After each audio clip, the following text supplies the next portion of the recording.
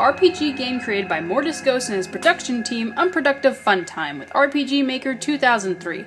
Originally in French, the indie game was translated into English roughly about 3 years ago. Whoa. 3 years? Well, how am I just now finding out about this game? Well, apparently Homestuck fandom found this little gem while waiting for Homestuck updates and started parading it around the net. Okay, hold on. I don't even like Homestuck. How did I find out about this again? Oh yeah, Tumblr. The website that never fails. Anyway, this game is suddenly getting a lot of attention and leaving everybody wanting to give it a shot. But why is that, though? I mean, it shouldn't be any different from a normal RPG, plus the graphics are very retro-looking. So, what is drawing everybody to this? Well, let's start off this review with the design. To begin with, the overworld view looks, like I said before, very retro, pixelated, and 8-bit. Most of the time, the player character along with the other NPCs are left black and white, while the overworld view looks black and white with a splash of color. For example, Zone 0 colors yellow while Zone 2 colors pink. But that's not exactly what people like about the design. Most people are drawn towards the character designs in battle. Well, let's just look at a couple. There's this, and this, and this, and oh my god, that is a whale. Why is it a whale? Why is a whale a bad guy? I don't know. Most of them simply look like a high schooler drew them on notebook paper and lightly shaded them. But I feel it kinda adds in with the game's atmosphere. It doesn't need great graphics or perfect designs because in the end, everything seems to fit together perfectly. Let's move on to gameplay.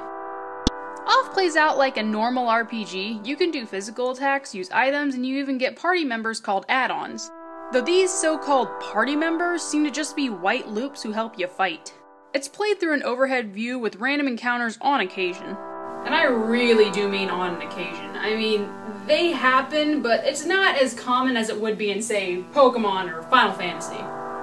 I'm thinking because while grinding certainly helps, it comes off more as a strategic game. As long as you equip yourself with the right defensive and offensive equipment and know your enemy, you'll do just fine during the boss battles.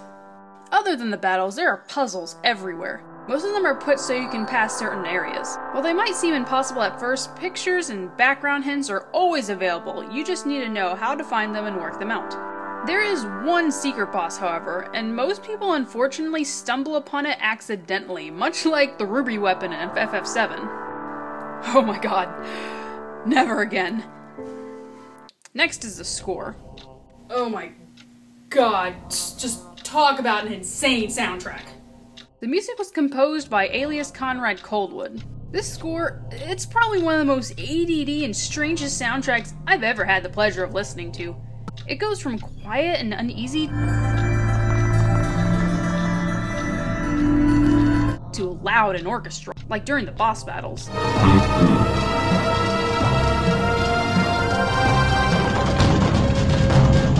Heck, there's even one piece that just consists of people whispering.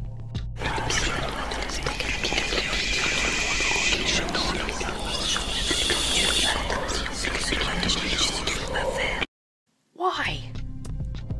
But hey, we all know what song we're waiting for. It's our favorite one on the track. Yes, you know what I'm talking about. That's right, it's Pepper Steak, the song that plays during the random encounters. Here, let's take a listen.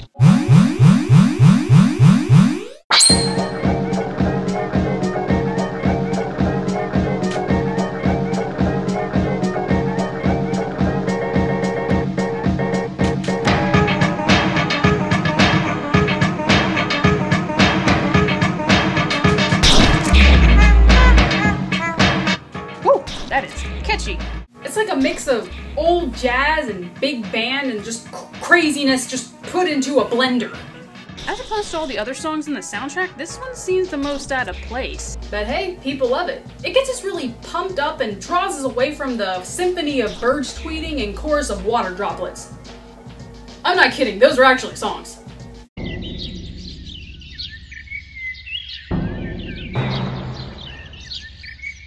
Either way, the soundtrack is awesome, and it's mostly the fact that I've never heard anything like it before. And now we wrap it up with the story. You start off controlling the main character, who's dressed as a baseball player, simply known as the batter. However, the batter is not you. Your character is the puppeteer controlling the batter. All the main characters seem to know that you're controlling the batter, though it's not mentioned very much. There are 3 different zones that you travel to where your sole purpose is to purify the land by eliminating the specters and the zone's guardian. Also, the zones seem to resemble different places of the workforce, including the blue-collars, the industrials, and even consumers. The story is pretty normal as far as helping people who need the specters to be gone so they can work in peace. But soon enough, things seem to be very, well, off. You start to question actions made by characters and the batter as well. First you have the Elsons, who are just normal factory workers or blue-collars, who tend to live a very straight and repetitive life. They tend to only want to work because it's what needs to be done and have a great sense of hazard not to take risks and seem like they would much rather die than have the changed world. And maybe that's the Elsons seeing themselves smaller than what they actually are. A Cheshire Cat known as the Judge seems to be your guide for a while on the account that he teaches you about the zones and how to fight in the beginning of the game.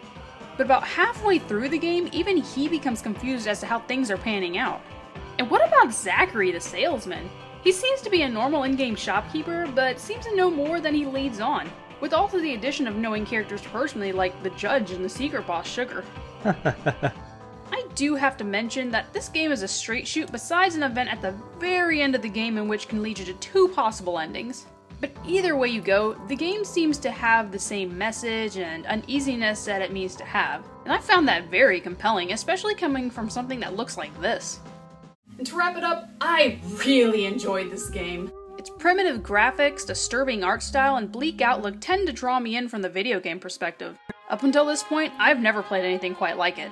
Off can be downloaded for Windows at starman.net's forum. And if you haven't already guessed, I highly recommend it. Somewhere over the rainbow, way up high, there's a land that I heard of once in a lullaby. Somewhere over the rainbow, skies are blue, and the dreams that you dare to dream really do come